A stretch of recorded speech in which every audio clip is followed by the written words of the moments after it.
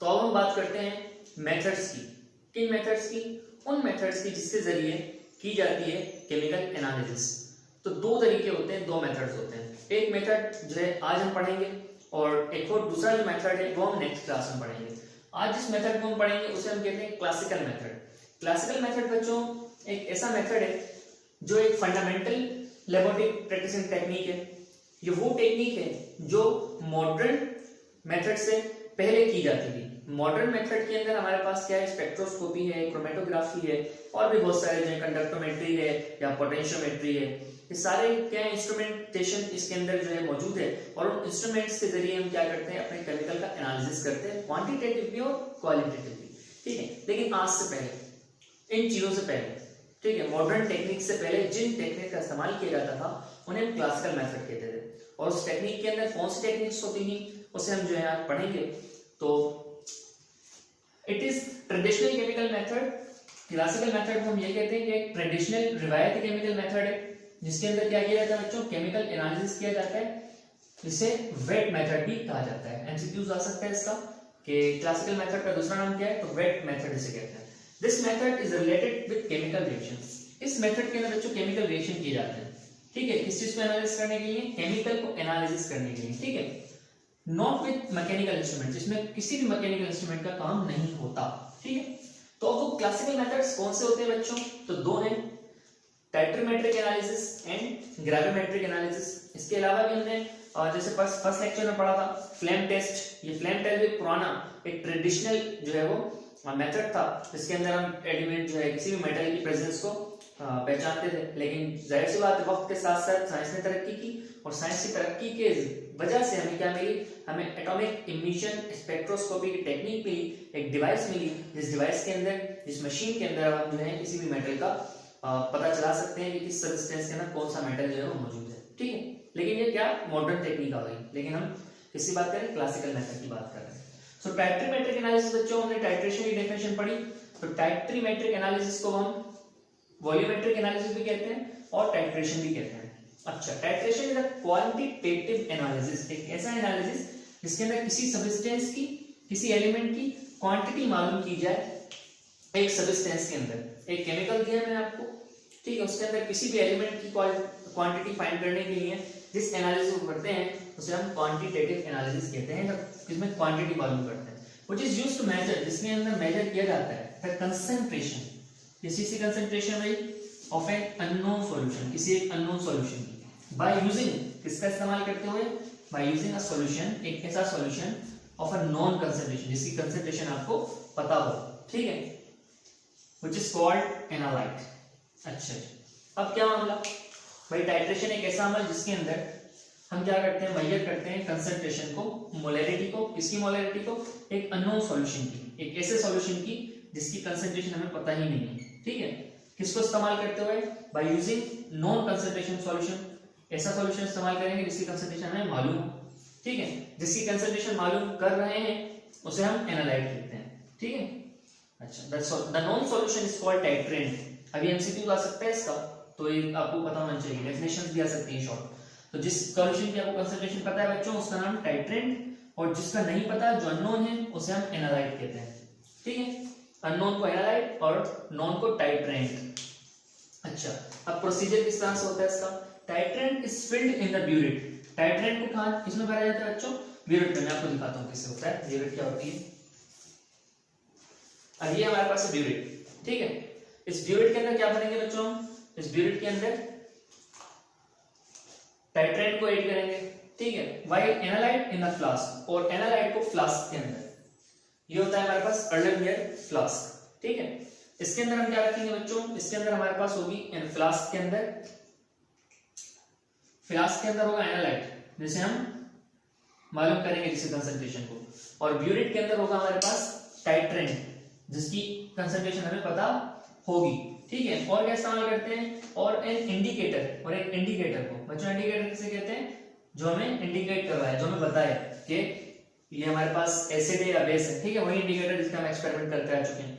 अच्छा, इंडिकेटर का इस्तेमाल किया जाता है एंड पॉइंट ढूंढने के लिए, रिएक्शन का एंड पॉइंट कब पता चलेगा कि कब जो है हमें कंसंट्रेशन मुकम्मल मालूम हो जाएगी इसकी टाइट्रेशन की, कि टाइट्रेशन हो चुकी है, मतलब हमने टाइट्रेट के जरिए एनालाइट की कंसंट्रेशन को मालूम कर लिया है। अब किस तरह से होता है मैं आपको थोड़ा सा समझा देता हूँ विजुअली कैसे होगा। देखें मिसाल के तौर पे हमने कहा कि हमें सोडियम हाइड्रोक्साइड दी हुई है, बेस दी हुई है, वो एनालाइट है। एनालाइट बच्चों क्या है, जिसकी हमें कंसंट्रेशन नहीं पता, ठीक है। और HCl दिया हुआ है जिसकी जो टाइट्रेट है, टाइट्रेट किसे कहते हैं बच्चों, टाइट्रेट हम उसे कहते हैं जिसकी कंसंट्रेशन हमें पता होती है, ठीक है। ये नोन है और ये अननोन है। तो अब नोन किस में भरा जाएगा, अननोन किस में भरा जाएगा, ठीक है। तो बच्चों अननोन जो है जैसा हमने यहाँ पर पढ़ा कि titrate is filled with burette. Titrate क्योंकि नोन होता है वो हमारे पास होगा इस ब्यूरेट के अंदर, ठीक है। सक्शन ट्यूब के जरिए इसके अंदर इसको फिल किया जाएगा, कंसंट्रेशन को अच्छी तरह नोट किया जाता है। एक्सपेरिमेंट भी है मैट्रिक केमिस्ट्री का, मैं इंशाल्लाह इसको बहुत जल्द करूंगा और स्कूल में भी जो है बच्चों को जिनको नहीं करवाया वो करवाऊंगा ताकि इस चीज को अच्छी तरह से समझ सकें। तो टाइट्रेट को उसमें भरा जिसकी कंसंट्रेशन पता है। तो बच्चों यहाँ कंसंट्रेशन किसकी पता है हमें, कंसंट्रेशन हमें पता है HCl की।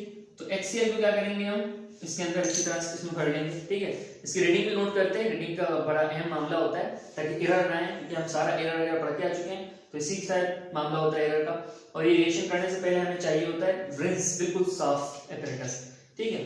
तो ये आ गया हमारे पास, हमने भर लिया नॉन सॉल्यूशन को ब्यूरेट के अंदर, ठीक है, ब्यूरेट में आ गया। अब क्या किया, अननोन सॉल्यूशन को दैट इज एनालाइट, एनालाइट को हमने भर लिया इसमें अलग में फ्लास्क के अंदर भर लेंगे, ठीक है। अब इसमें जो है अननोन, इसमें नोन, क्या करना करेंगे, अब क्या करेंगे इसके अंदर इसी फ्लास्क के अंदर क्या करना है हमें, इंडिकेटर में डाल देंगे पहले से, फिनोल्फ्थालीन डाल दें या मिथाइल ऑरेंज डाल दें, ठीक है। दोनों का काम इंडिकेशन है, दोनों इंडिकेटर ही हैं, दोनों बताएंगे एंड पॉइंट, ठीक है। तो इसमें जो है वो हमने डाल दिया इंडिकेटर भी, इसमें डाल दिया अननोन सॉल्यूशन भी, ठीक है। अब इसको हमने जो है रख दिया, ठीक है। और इसे हमने लगाया किसमें, इसको हमने जो है वो लगा दिया ऊपर, और क्या करना शुरू किया इसमें से, इसमें ड्रॉप डालना शुरू की, ठीक है। इसमें जो है वो ड्रॉप डालते जाएंगे और इसको शेक करते जाएंगे।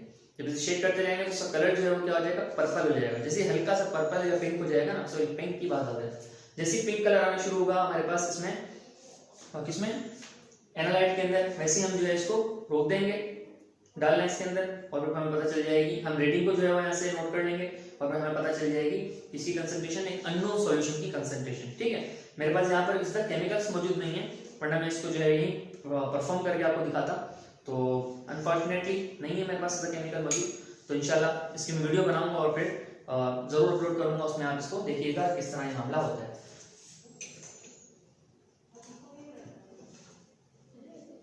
तो होपफुली आपको समझ आया होगा टाइट्रेशन, टाइट्रोमेट्रिक एनालिसिस। अब हमारे पास लास्ट टॉपिक रहता है आज के लेक्चर का, दैट इज ग्रेविमेट्रिक एनालिसिस। तो हमारा लास्ट क्लासिकल मेथड है ग्रेविमेट्रिक एनालिसिस। इसके अंदर क्या होता है, it is a method to measure, ये एक ऐसा मेथड है इसके अंदर मेजर करते हैं the weight of an element present in a compound. किसका वेट, किसका वजन, उस एलिमेंट का जो किसी एक कंपाउंड के अंदर मौजूद होता है, ठीक है। मिसाल के तौर पे आपको एक केमिकल दिया गया, लाइक कॉपर सल्फेट दिया गया, उसके अंदर आपसे पूछा गया कि बताओ बच्चों 25 ग्राम, मिसाल के तौर पे यहाँ 25 लिखा है ना, तो 25 ग्राम कॉपर सल्फेट में कितना कॉपर मौजूद होगा, ठीक है। 25 ग्राम कॉपर में कितना, कॉपर सल्फेट में कितना कॉपर है, तो कैसे पता चलेगा, वो पता चलता है हमें ग्रेविमेट्रिक एनालिसिस से। वो किस तरह से होती है, उसके मेथड्स क्या होते हैं। सबसे पहले तो क्या करते हैं हम, weighing a sample to be analysed, उस सैंपल को आप वेव करें, वजन करें उस सैंपल का बच्चों जो आपको एनालाइज करना है। मिसाल के तौर पे मैंने कहा 25 ग्राम कॉपर सल्फेट, ठीक है, ओके, ये हो गया 25 gram copper sulphate. Second, dissolving this sample in water, इस सैंपल को आपने पानी के अंदर डिसॉल्व जरूर करना है, ठीक है, चलिए जी कर दिया पानी के अंदर डिसॉल्व भी। Adding a suitable chemical to form precipitate, कोई एक ऐसा केमिकल ऐड करें आप पानी के अंदर जिसके अंदर कॉपर सल्फेट मौजूद है ताकि अब उसके प्रेसिपिटेशन होना शुरू हो जाए। तो हमने क्या किया बच्चों, हमने उसमें जिंक ऐड कर दिया। अब जैसे जिंक ऐड किया ना, तो यहाँ पर एक रिएक्शन स्टार्ट होगा, दैट इज डिस्प्लेसमेंट रिएक्शन। कैसे होगा वो रिएक्शन, मैं आपको दिखाता हूँ। देखेंगे कॉपर सल्फेट प्लस जिंक, ठीक है,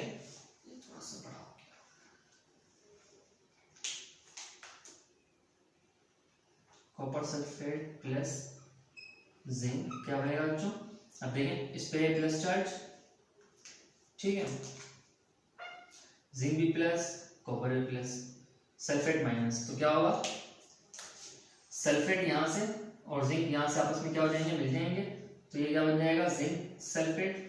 और प्रेसिपिटेशन किसकी हो जाएगी बच्चों, प्रेसिपिटेशन कॉपर की हो जाएगी सॉलिड फॉर्म में, ये एक्वस फॉर्म में रहेगा और सॉलिड फॉर्म में आ गया, तो ये हो गया प्रेसिपिटेशन। अब क्या करेंगे, filtering to collect the precipitate. अभी क्योंकि ये हमारा पानी के अंदर डिसॉल्व है, उसमें सल्फ्यूरिक एसिड भी है थोड़ा सा एज अ कैटालिस्ट, हमने सल्फ्यूरिक एसिड ऐड किया है इसके अंदर, ठीक है। इसका एक शॉर्ट मैंने अपलोड किया हुआ है, उसकी लिंक दूंगा मैं, देखिएगा कि किस तरह से होता है।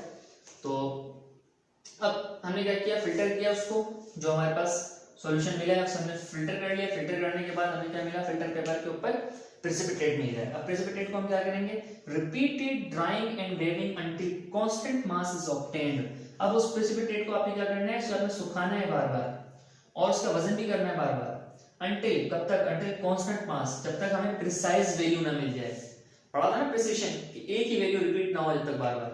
मिसाल के तौर पे 2.5 आ गया, ठीक है, 2.5 ग्राम, ये 2.5 जो है अगर रिपीट हो बार बार आपकी कैलकुलेशन के बाद, उसको वजन करने के बाद, तो आप कहेंगे it is a precise value, it is a precise value.